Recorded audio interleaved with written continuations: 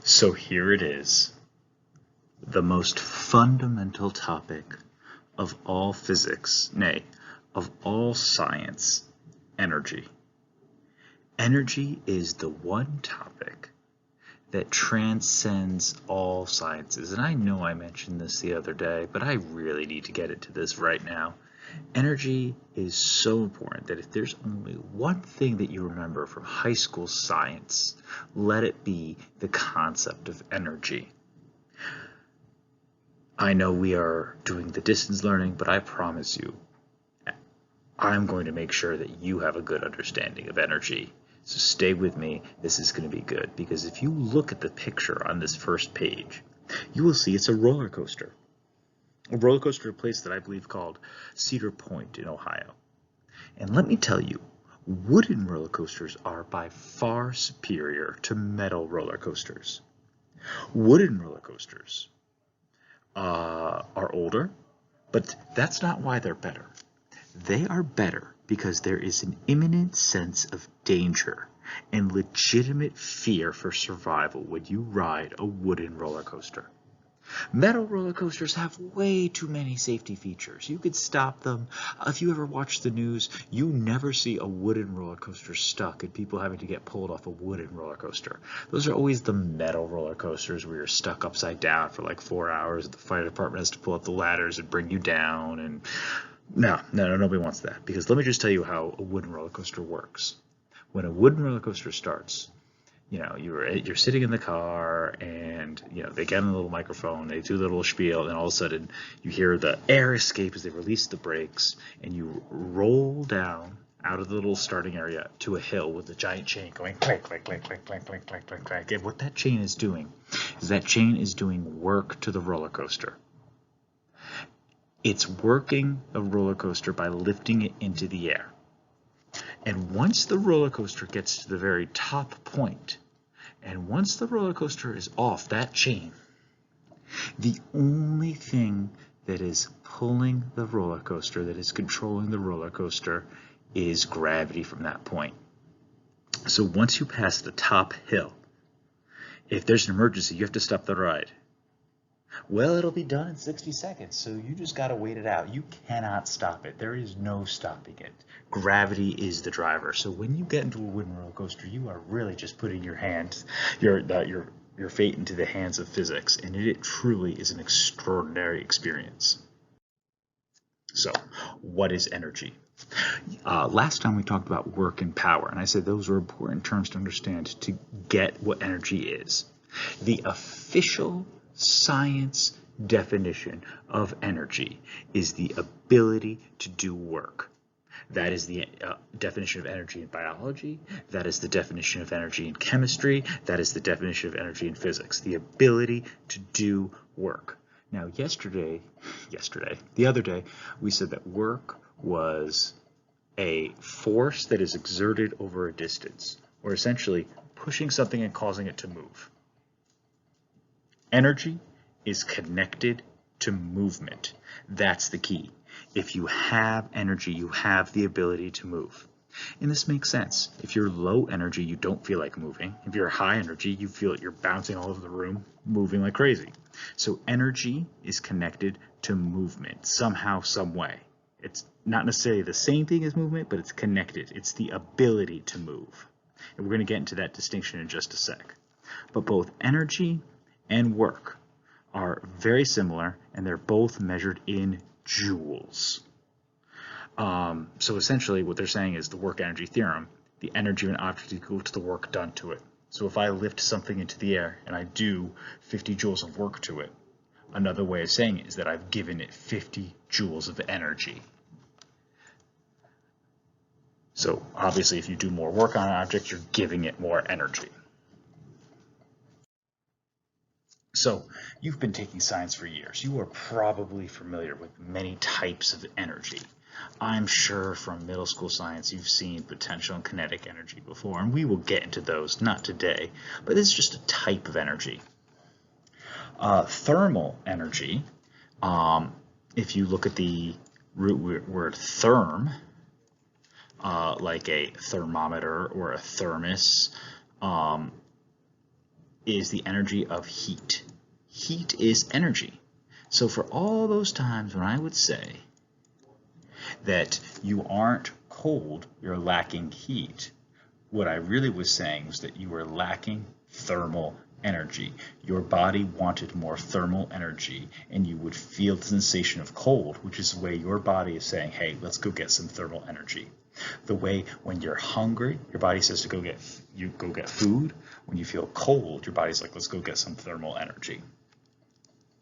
Chemical energy, I'm sure you studied before. In chemistry, biology, chemical energy is the form of energy in chemical bonds. So we can see things like ATP from biology, right?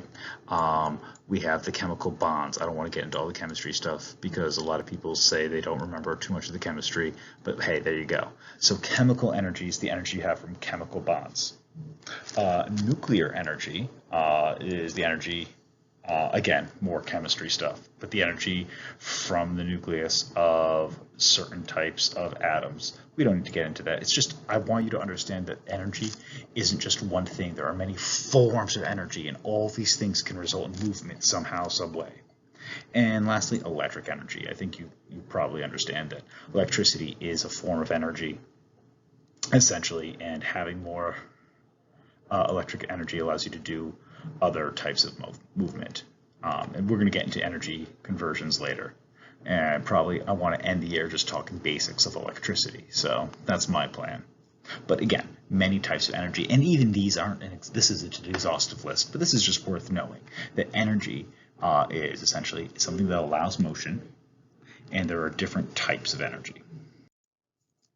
Now, this is what I want to get into, and something that was kind of addressed in the other PowerPoint, but I really want to get into. Energy is measured in joules. That is the science definition of energy. But energy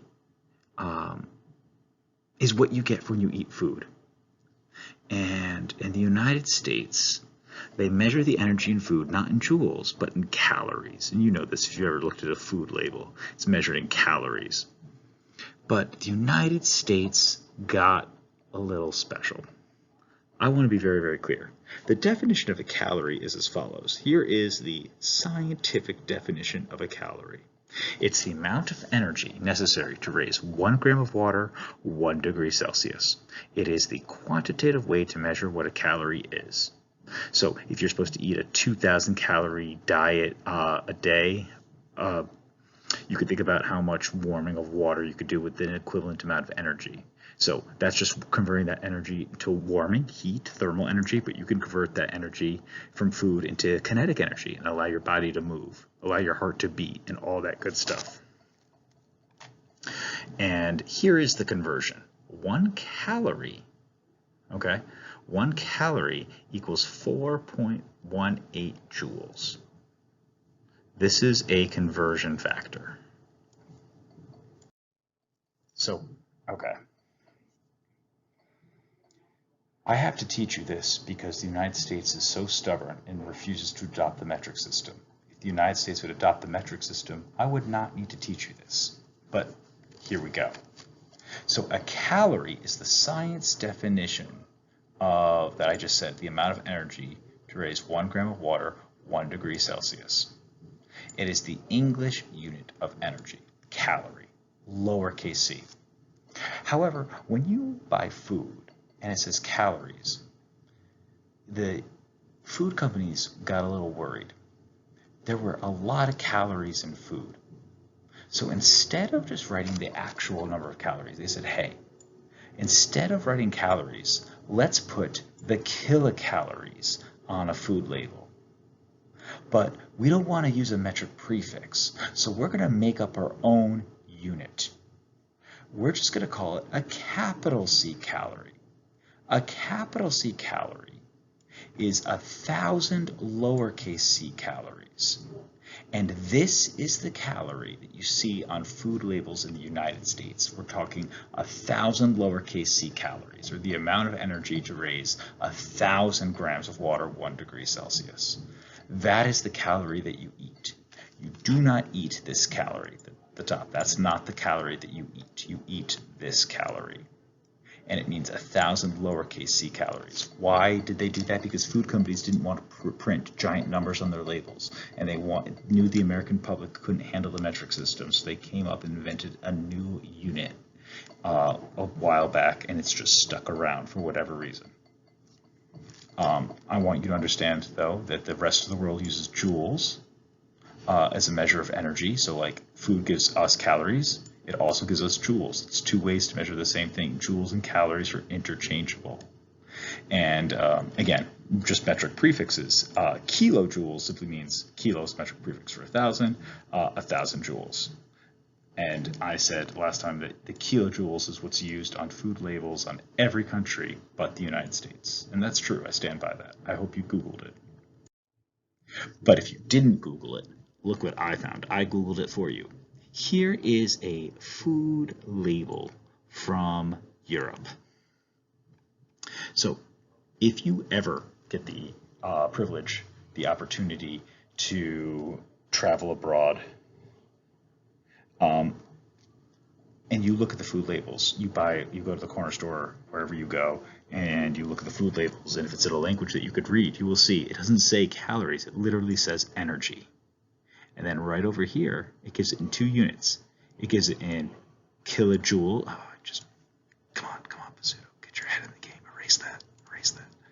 There it is. Perfect. It gives you the energy in kilojoules and in kilocalories. So those are the 2 units that you might see abroad, but it's mostly kJ. So on the left side of your screen, now, if you're taking notes today and you're wondering, Pizzuto, what do I really need to know? Well, aside from knowing the definition of energy and types of energy, these are all conversion factors. Conversion factors, where have I heard this? Yes, that's right. If you know these conversion factors, and you will, because you're going to write them down in your notes, or you're going to pause the slide and reference it a lot, because you can use conversion factors for dimensional analysis.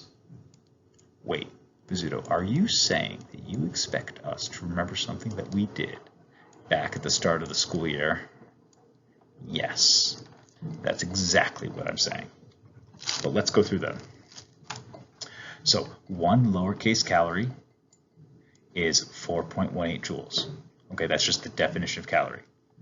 1 uppercase C calorie equals 1,000 lowercase c calories. It's so stupid, you guys. I'm sorry it's so stupid, but unfortunately it's just the way it is. 1,000 calories is 1 kilocalorie. That's actually just a metric conversion.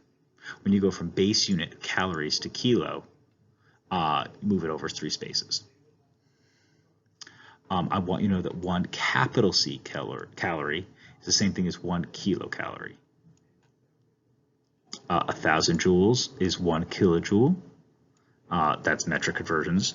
And then lastly, 4.8 kilojoules is 1 kilocalorie. All of these are going to be here. You don't have to memorize them, but like previous dimensional analysis, you can reference them and use them for the conversions that we need. It's silly because we have a capital C and lowercase c, and they literally mean different things. By the way, the food was mandarin oranges with a light whipped cream topping. So I guess like a cobbler thing. And pears and peaches. So let's look at this. Here is a food label I found from the United States. So this is a typical food label, nothing crazy. You'll see there's numbers there. There were things, look at the time, I was going to point out, but I'm not going to necessarily point out.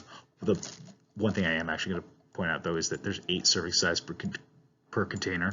So if you eat the whole container of this, you would take the number of calories, which is 230, and multiply it by 8. It's 230 calories per serving. If there's 8 servings, that's how many calories in the whole thing. So what this is saying is, okay, what are all these? How many joules, kilojoules, calories, or kilocalories are in this? Well, a couple of things. When I see the label in the United States, I know that's capital C calorie. So I'm just going to go ahead and write 230 capital C calories right there.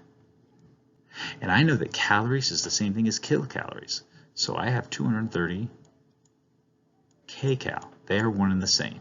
If you don't believe me, please look at your conversion factors. Now, how do I go ahead and get to these? Well, I remember that there is one capital C cal is 1,000 lowercase c cal. So I can use dimensional analysis. I'm just going to show you how this is going to work.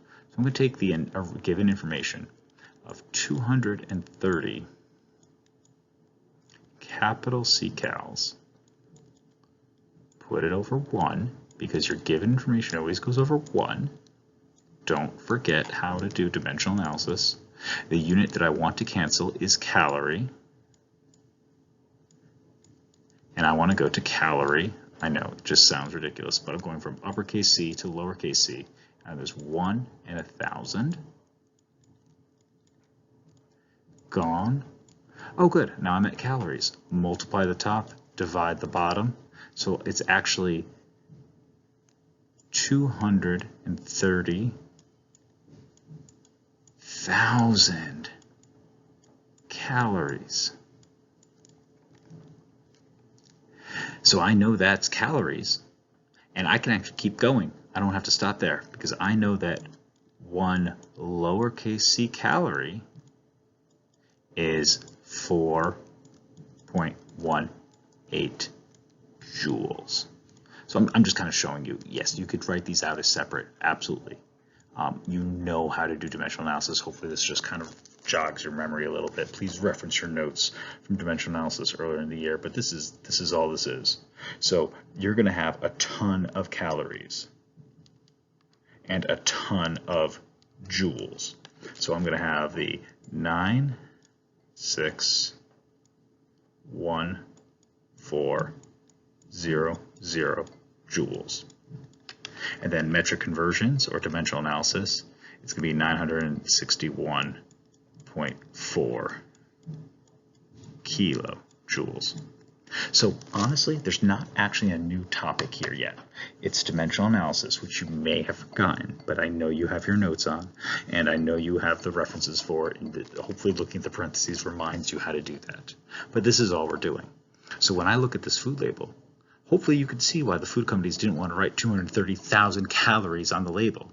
I hope you understand why they wanted to just put a small number like 230 there, so it seems a little bit more reasonable. But that dang capital C. Okay, I want to be very clear about a few things. Your body moves because it has energy. And the energy that your body has comes from the calories in the food you eat. So this is really, really simple. How many calories a day should you eat? Well, they say the average person should eat about 2,000 calories. Now that's an average. We all know that there's people out there who eat way more than that and they never gain any weight. And there's other people who eat like a salad a day and still put on pounds, because everyone's metabolism is a little bit different. There's all these other factors. I can't get into all that now, but they say that on average you should eat 2,000 calories a day. As adolescent males, you guys may want to actually eat a little bit more, simply because of the growing aspects, and you know, hunger will let you know that. But let's just say, so if you eat 2,000 calories and then you exercise, and what you do is the moving around from walking to your heart beating to all the movements of your body throughout the course of the day burns 2,000 calories. You burn all the energy you eat. You don't put on any weight. But if you eat more calories, so let's just say let's just say you eat 2,000 calories a day, but let's just say you were laid around all day and you only burned 1,000 calories. So if you ate 2,000, you burned 1,000 because you didn't get out of bed, because it didn't happen. Here's what your body does. It's like, oh, we got an extra 1,000 calories. What do we do with it? Well, let's save it for later. So we're going to turn it into fat. Interesting story I want to share. Probably about 20 or 30 years ago. It was a show, I think it was Oprah. It may not have been Oprah, but it was a talk show. Had an obese woman. She was 700 and some odd pounds, and she was on the talk show with Oprah, and she was crying, and she was talking about how she wanted to go see her son's football game, but she was too large to fit into the doors to enter the stadium, so she couldn't get in. And then they're like, okay, we're going to change your life, we're going to get you to lose this weight. But let's think about it from a scientific standpoint. She had a bunch of fat. Fat is stored energy. So does she need to eat food if she has all that fat, that stored energy? What she did was she went on an all-water diet. All she did was drink water every day. And after about a month of it, she lost like 100 pounds already. She was losing tons of weight. She was feeling good. She was optimistic. But she was only drinking water. And while she was about 500 and some odd pounds, almost 2 months after she started, she fell over dead. She had plenty of fat to digest, but there's other things that happen. Your body needs more than just energy. Your body needs proteins in order to live. Proteins are the building blocks of muscles. You break down muscles, you need to build up more muscles. If you don't eat enough proteins, you have no raw materials to build up muscles. So what happened to her was she had plenty of fat, so she had plenty of energy, but she didn't have the raw materials to build up the muscle.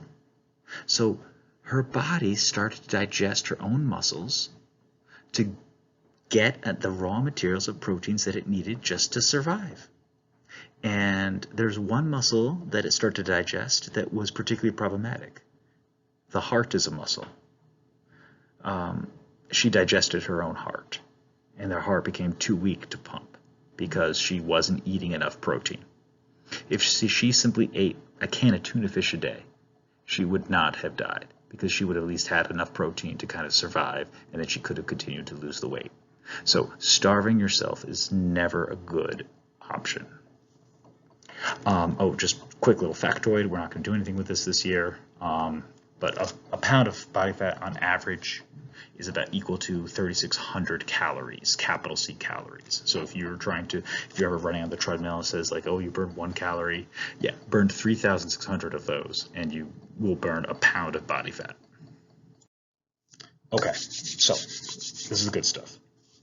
I want to show you how to look at a food label in a way that you've never done before. 1 gram, I said there's 3 things that give you energy: carbohydrates, fats, proteins. Carbohydrates, carbs, the starches, things like that, sugars, fat, and protein. These are the 3 things that you get your energy from. So it says that the calories in this bag of Cheetos is 150. So how did they get that number? Did they measure that? No, what they did was they did a little bit of math. Well, they saw these 3 things here: carbohydrates, fats, and proteins. So this is what they did. They knew they had 13 grams of carbs. If you had 13 grams of carbs, and 1 gram of carbs is 4 calories, okay, I can even use a little bit more dimensional analysis if you like. You probably don't need dimensional analysis for this. You probably could just do this one in your head, but I'm going to do the dimensional analysis just because, that's my jam. So essentially what they're saying here is that you had 52 calories from the carbs. But you also get calories from fat, you also get calories from protein. So let's look at the fat next. Fat, so this was, carbs was 13, fat is 10 grams. So 10 grams of fat. And if I have 10 grams of fat, and 1 gram of fat is 9, I hope you could see how that could be 90 calories. 10 times 9. You have 2 grams of protein, and then look up here. Again, you don't need to memorize this, it's here. 1 gram of protein is 4 calories, so if I have 2 grams, that's 8 calories. What do I get when I add all of these up? Yep, 150. This is where the calorie label comes from on your food. And hold on, you guys, I didn't see this right away. I just saw it right here. Check this out. No freaking way. It says, it might be a little small for you to see, but it says calories per gram, and it literally says fat 9, carbohydrate 4, protein 4. They give you the key that I just gave you on the food label. How awesome is that? That's freaking sweet. But I'm just letting you guys know, this is kind of how it works. So what type of questions could I ask? Well, how many calories are in this food? Okay. Well, calories come from 3 sources. They come from carbs, they come from fats, and they come from proteins. And you're going to multiply the carbs times 4. You're going to multiply the proteins times 4. And you're going to multiply the fats times 9. So this is what we're going to do. It's going to be pretty simple. You're just going to multiply all that out. So there are 108 calories from fat. There are 31, so that was 12 times 9, sorry, it's 108. 31 times 4 is 124 calories from carbs. And 12 calories, 3 times 4 from protein. Just add them up. So you're going to do 108 plus 124 plus 12, and it's going to say about 244 calories are in this food. They like to round to the nearest 10, so they would say either 240 or 250, depending on how they want to round. But this is how they get that number for calories on food. That's it. It comes from adding the protein, the carbs, and the fats together. That's it. I know you are curious and you want to go down to the kitchen and pull out a box of cereal and start looking at these labels, and you should. That would be a good use of your time. I highly encourage that. So, I know this was a lot, but these are just basics of energy, and we talked today primarily about the ways of measuring energy. And I want you to understand whether we're talking calories or joules. I want you to know how to convert between them, and I want you to know that they're all measuring the same thing: energy. Energy is essentially the amount, energy is the ability to move. If you have energy, you have the ability to move. So when you eat food, it allows your body to move. When you press the gas in your car, it allows your car to move. You're providing these things of energy. And we're going to get into how energy is provided and how energy causes motion later. But just trust me that for right now, it does.